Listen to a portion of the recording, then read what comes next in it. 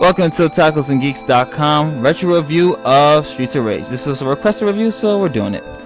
The city was a once happy, peaceful place until one day a powerful secret criminal organization took over. This vicious syndicate soon had control of the government and even the police force. The city has become a center of violence and crime where no one is safe.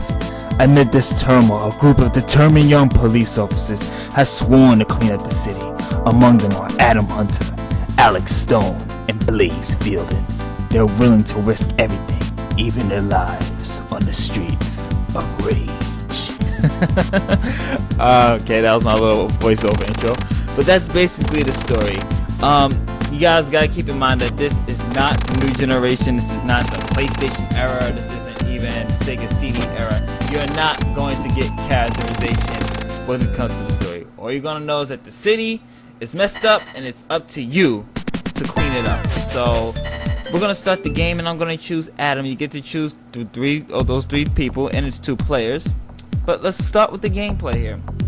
Gameplay is a classic beat 'em up game, and basically the B button is used to hit, the C button is used to jump, and you have to basically go through this side scroll and beat 'em up and through a horde of enemies. Now, if you're comparing 1, 2, and 3, I will have to say 1, I like the gameplay more than 3. 2, I believe, had the best gameplay because you get to use escape. That's a later on review. But 1 had this element where I'll show you later on, where you get to call for help. You get to call for backup using the A button. And when you call for backup, it will erase the entire area. Unless it's a boss, it'll take its energy away. But with the A button, you're able to call for help, and it basically eliminates everything. But if it's 2 players, for the first person, they'll have like this rocket or this bomb that drops and it just clears the area. And then the second one, it was so cool. You get to, it's like this machine gun they have, and just shooting up all the end and just rains heavily down on. I like the second police car better than the first one. And also you get to use weapons here. Anything that you can find in these telephones, garbage bins.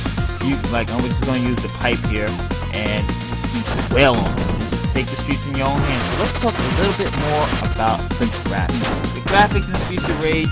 Now, this is definitely early Sega days, but even in its early Sega days, I like the graphics. I mean, it feels a little bit of 8-bit sprite to me a little bit, but I know it's 16. Trust me, I know it's 16.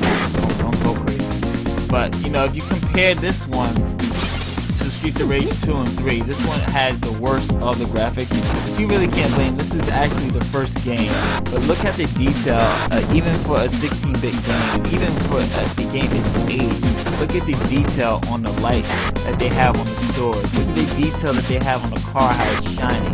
The details on the post signs. I mean, this was really a very detailed graphic game, and I absolutely love it. But I do believe that the second one has better graphics. I think the second one's the best one out of the whole trilogy. And the next retro review of this, you'll find out why.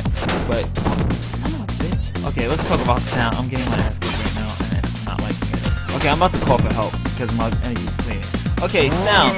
The music is wonderful. This is like one of those most memorable music that you have in a beat 'em up. A lot of people love the Streets of Rage music. It's you can hear this in a house club. That's how good it is. You can actually dance to this, and you can just look at OC remixes.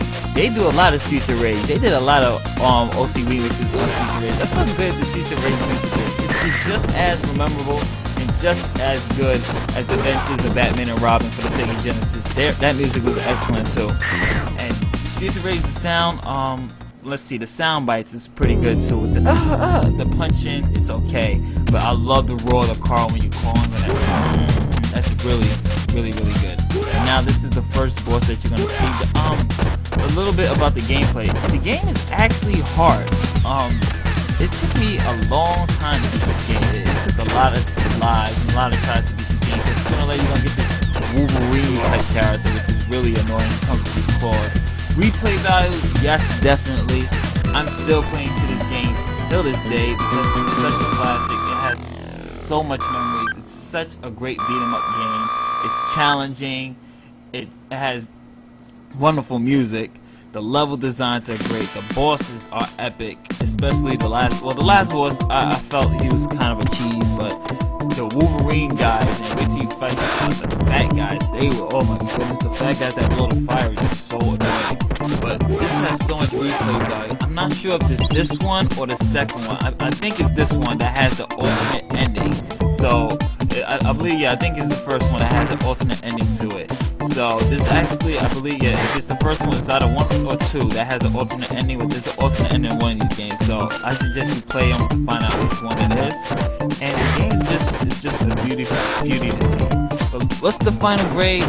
Final grade we're giving Streets of Rage a B+. A B+. It's a classic game, but it does have its shortcomings when it came to the graphics, and even with the moves that you can do. Is just usually, besides the German suplex and the Taurus, I mean, there's not much you can do, and the enemies get a little bit too repetitive.